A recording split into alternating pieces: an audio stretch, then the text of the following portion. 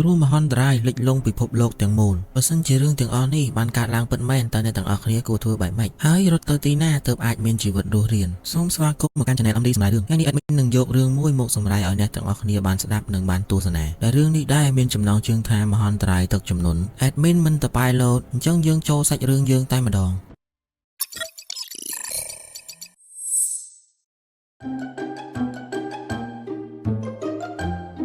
រឿងចាប់ផ្ដើមឡើងដោយយើងឃើញនារីម្នាក់ដែលមានឈ្មោះថាអាណានាងបានរស់នៅជាមួយកូននាងដែលមានឈ្មោះថាចេអ៊ិនអ្នកទាំងពីររស់នៅក្នុងអគារមួយនៅពេលដែលអាណានាងបានក្រោកពីគេងនាងបានអង្គុយចុចទូរស័ព្ទរួចក៏ឮសំឡេងស្នូរទឹកភ្លៀងនៅឯក្រៅអគារនាងបានងើបចេញពីគ្រែរួចក៏បើកវាំងននបង្អួចដើម្បីមើលទៅខាងក្រៅនាងបានឃើញភ្លៀងវាហាក់ដូចជាភ្លៀងធម្មតាតែប៉ុណ្ណោះរួចនាងបានបិទវាំងនននិងដើរតម្រង់ទៅទូទឹកកកដើម្បីធ្វើអាហារពេលព្រឹកពេលដែលនាងកំពុងតែរៀបចំធ្វើអាហារហេតុការណ៍ដ៏ចម្លែកក៏បានកើតឡើងនាងបានឃើញទឹកនៅក្នុងបន្ទប់របស់នាងដោយនាងគិតថាចេអ៊ិនគេបានបើកទឹកនៅឯបន្ទប់ទឹកចោលតែការពិតចេអ៊ិនបានឆ្លើយថាគេមិនបានបើកនោះទេអាណានាងក៏បានងាកទៅបង្អួចហើយក៏ឃើញទឹកជ្រាបតាមបង្អួចនោះឯងទឹកនោះគឺជាទឹកនៅខាងក្រៅអគារដែលកំពុងតែកើនឡើងយ៉ាងចម្លែកនិងឆាប់រហ័សដោយហេតុថាមនុស្សនាងក៏បានមើលនោះដែរតែមិនបានឃើញទឹកឡើងខ្លាំងដូចនេះនោះទេនាងក៏បានដើរយឺតទៅមើលនៅឯបង្អួចនោះម្ដងទៀតហើយក៏ឃើញថាទឹកនោះឡើងចង់ពាក់កណ្ដាលបន្ទប់របស់នាងបាត់ទៅហើយអ្នករាយការណ៍នៅក្នុងអគារនោះក៏បានរាយការណ៍ថាគ្រប់ចណ្ដារយន្តទាំងអស់ក៏លែងដំណើរការដែរហើយទឹកនឹងអាចឡើងទៅដល់ជាន់ទី108និង110ក្នុងពេលឆាប់នេះសូមឲ្យអ្នករស់នៅក្នុងអគារនោះ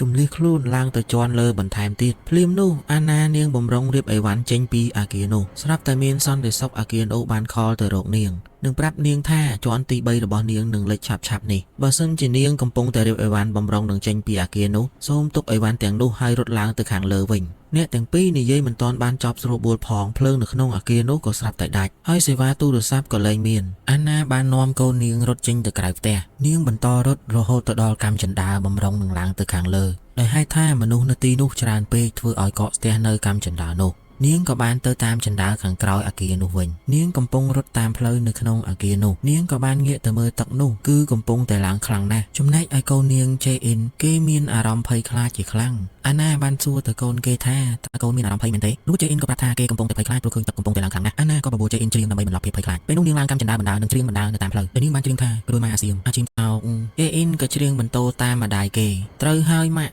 គ្រួយម៉ាអាសៀមអាឈីមថោកអ្នកទាំងពីរច្រៀងរហូតទៅដល់កាំចិន្តាមួយដែលកាំចិន្តានោះពោពេញទៅដោយអីវ៉ាន់នៅខាងពីមុខម្ដាយចេអ៊ិនបានដាក់ចេអ៊ិនចុះដើម្បីឡើងទៅខាងលើទាញអីវ៉ាន់នោះចេញទាំងពីរនាក់ក៏បានឡើងទៅខាងលើបន្តទៀតដោយនៅជាន់លើនាងកំពុងតែដើរមានមនុស្សច្រើនពេកធ្វើឲ្យរាំងស្ទះអាណាក៏បានឃើញបុរសដែលបានខលទៅនាងកាលពីនាងនៅក្នុងបន្ទប់បុរសនោះជាសន្តិសុខនៅក្នុងអគារនោះគេមានឈ្មោះថាហេជូនាងបានប្រឡែងដៃកូនរបស់នាងហើយក៏លើកដៃទៅហៅបុរសម្នាក់នោះពេលដែលអាណាដាក់ដៃចុះមកវិញស្រាប់តែនាងដឹងថាកូនរបស់នាងបានដើរទៅក្នុងបន្ទប់មួយនាងក៏រត់ទៅតាមក្រោយពេលដែលបានចូលទៅដល់ក្នុងបន្ទប់នោះហើយហេតុការណ៍ដ៏គួរឲ្យរន្ធត់ធ្វើឲ្យអាណាទាំងនៅមួយកន្លែងនិងបានឈរមើលគឺទឹករលកយ៉ាងធំបានវាយបោកទៅលើបន្ទប់នោះធ្វើឲ្យបែកកញ្ចក់ចាយនិងខ្ទាតអ្នករាល់គ្នានៅក្នុងបន្ទប់នោះរួមទាំងអាណាផងដែរធ្វើឲ្យបន្ទប់នោះលិចលង់ពោពេញទៅដោយទឹកអាណាព្យាយាមហាលទឹករកកូនប្រុសរបស់នាងទីបំផុតនាងក៏បានរកឃើញរួចនាងហាលទៅយកកូនរបស់នាងនៅឯខាងមុខពេលដែលទៅយកកូននាងបានហើយអាណាព្យាយាមរកផ្លូវចេញនាងក៏បានឃើញទ្វារមួយហើយនាងក៏ព្យាយាមហាលទៅទ្វារនោះតែទ្វារនោះបានចាក់សោបាត់ទៅហើយស្របពេលនោះដែរហេជូដែលជាសន្តិសុខនៅអគារនោះគេក៏បើកទ្វារនោះពីខាងក្នុងមកវិញហើយអ្នកទាំង3នាក់ក៏ព្យាយាមហាលចេញពីកន្លែងនោះទីបំផុតអាណានិងកូនរបស់នាងចេអ៊ិនក៏រួចផុតពីសេចក្តីស្លាប់នៅកន្លែងនោះមកតែចេអ៊ិនកូនរបស់អាណាគេបានសន្លប់អាណាព្យាយាមជួយទៅលើកូននាងហើយកូននាងក៏បានក្រោកឡើងមកវិញអ្នកទាំង3នាក់ក៏បន្តដំណើរទៅខាងលើបន្តទៀតចេអ៊ិនក៏ប្រាប់ទៅម្ដាយរបស់គេពេលដែលជួបហេតុការណ៍នេះគេនឹកឃើញទៅដល់ឪពុកគេធ្លាប់លិចឡាននៅក្នុងទឹកអាណា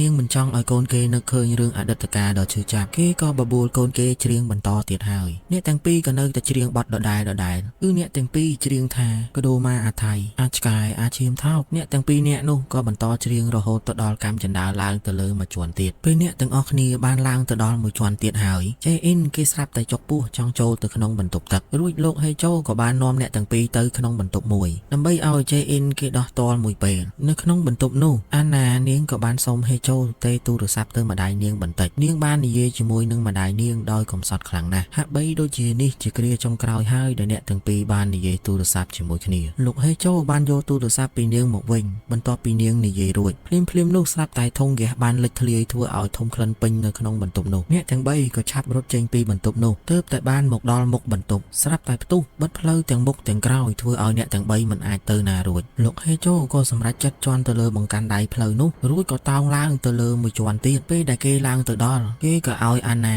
ជន់ទៅលើបង្កាន់ដៃផ្លូវនោះនិងអោបជេអ៊ីនឡើងទៅលើផងដែរអាណាបានឲ្យលោកហេជូទាញជេអ៊ីនឡើងទៅលើមុនសិនទៅលោកហេជូបានទាញជេអ៊ីនឡើងរួចហើយស្រាប់តែអាណាក៏បានធ្លាក់ទៅខាងក្រោមទៅវិញនាងបានធ្លាក់ទៅដល់ទឹកមិនមានបញ្ហាអ្វីនោះទេហើយនាងក៏បានព្យាយាមហាលមកខាងលើវិញពេលដែលមកដល់កន្លែងមានសុវត្ថិភាពហើយនាងក៏បានឮសំឡេងគេហៅឲ្យជួយចេញពីក្នុងចន្ទាយន្តខណៈពេលដែលទឹកកំពុងតែឡើងយ៉ាងឆាប់រហ័សនាងព្យាយាមជួយអ្នកនៅខាងក្នុងនោះតែព្យាយាមយ៉ាងណាក៏មិនអាចទាញទ្វារចន្ទាយន្តនោះបានដែរទឹកក៏នៅតែបន្តឡើងរហូតតតែលើចន្ទាយន្តនោះបានណានាងក៏បានស្រមៃទៅប្តីរបស់នាងដែលធ្លាប់បានធ្លាក់ចូលទៅក្នុងទឹកជាមួយនឹងឡានគឺមានលេណានិងប្តីនាងរួមជាមួយនឹងកូននាងផងដែរនៅពេលនោះដែរអាណាព្យាយាមជួយប្តីនាងដែរតែជួយមិនបាននោះទេគឺជួយបានតែកូននាងតែម្នាក់ប៉ុណ្ណោះទើបធ្វើឲ្យប្តីនាងស្លាប់នៅទីនោះតែម្ដងបន្ទាប់ពីការស្រមៃនោះហើយនាងក៏បានហែលមកខាងលើវិញនាងក៏បានឃើញកូននាងកំពុងតែដេកជឿចាប់អាណាក៏ស្ទុះទៅបីកូនរបស់នាងហើយក៏រត់ទៅរកបន្ទប់មួយដែលនៅជាប់ក្បែរនោះនាងក៏បានរត់ចូលទៅក្នុងបន្ទប់នោះតែបន្ទប់នោះមានយាយតាពីរនាក់កំពុងតែរស់នៅក្នុងបន្ទប់នោះឯងនាងមិនបាននិយាយអ្វីច្រើននោះទេ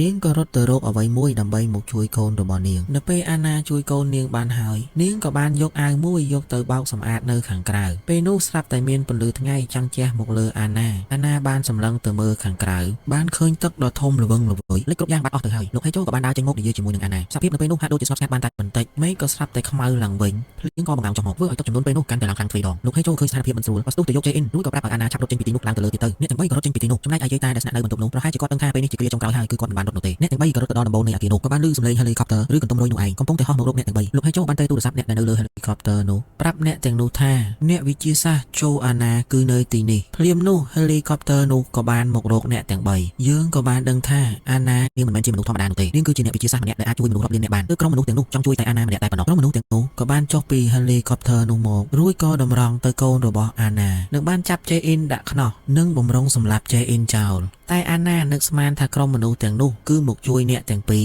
តែការពិតមិនមែននោះទេគឺមកជួយតែអាណាម្នាក់តែប៉ុណ្ណោះពេលដែលអាណាបានដឹងនាងក៏ស្រែកយំខ្លាំងណាស់ហើយក៏បានសុំអង្វរអ្នកទាំងនោះទុកជីវិតឲ្យកូនរបស់នាងផងនាងក៏បានសន្យាថានាងនឹងខំស្រាវជ្រាវដើម្បីបង្កើតមនុស្សថ្មីតែដោយហេតុថាក្រុមមនុស្សទាំងនោះពួកគេជឿលើគំនិតមួយបើមានគ្រោះមហន្តរាយកើតឡើងមនុស្សជាច្រើននឹងត្រូវតែស្លាប់ហើយបើចង់ឲ្យមនុស្សភាគច្រើននៅរស់មនុស្សខ្សោយត្រូវតែបានបោះបង់រំពេចនោះសំបីតែលោកហេជូក៏ត្រូវបានក្រុមមនុស្សទាំងនោះបាញ់សម្លាប់ផងដែរអាណានាងក៏ព្រមឡើងទៅលើកន្ទុំរុយនោះនិងបានហោះហើរចាក់ចេញពីទីនោះបាត់ទៅមនុស្សនៅលើផែនដីសឹងតែផុតពូជចំណែកឯក្រុមវិទ្យាសាស្ត្រមួយចំនួនក៏បានជិះអាប៉ូឡូឡើងទៅឋានផ្សេងនៅក្នុងនោះក៏មានអេណាផងដែរអាប៉ូឡូរបស់អេណាក៏បានជួបឧបទ្ទវហេតុគឺមានអាចផ្កាយមួយដ៏ធំហើយបានផ្ទុះនៅមុខអាប៉ូឡូរបស់នាងដែលកំពុងធ្វើដំណើរអេដមីនសូមអធិស្ឋានចំពោះការហៅអាប៉ូឡូព្រោះថា